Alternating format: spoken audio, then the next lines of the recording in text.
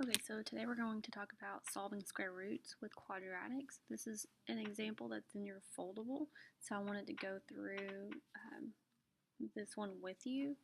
What you're going to do first is you're going to isolate the radical term. So you're going to subtract 1 on each side. You're going to have the square root of x plus 3 equals 5. And then what you're going to be able to do is you're going to square both sides. You're going to be left with 2x plus 3 equals 25. And then you're just going to solve for x. So you're going to subtract 3 on both sides. 2x equals 22.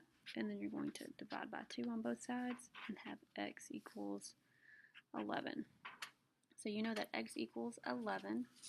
So we squared both sides, we solved for the unknown, and then you need to check our answers for extraneous solutions. So that means it may solve x equals 11, but then whenever you plug it back in, it doesn't work.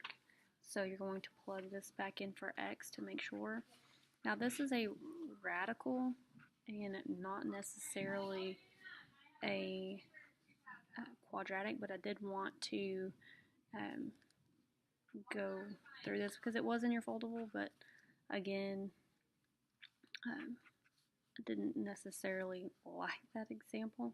So you're going to be left with 22 times 11 is 22 plus 3 is 25 equals 6. So 1, and then the square root of 25 is 5 equals 6. So 6 equals 6. Now I did like the example on your homework, so I'm going to go over one of those with you. So let's go. This is actually number 2, so you could probably do this one with me. So 2x squared plus 3 equals 5, and this would be your solving by taking the square roots. So let's look at this one first. When you're taking the square roots, what you're going to do first is you're going to isolate your variable. So you're going to subtract 3 on both sides, and you're going to have 2x squared equals 2. Then you're going to divide by 2 on both sides. X squared equals 1.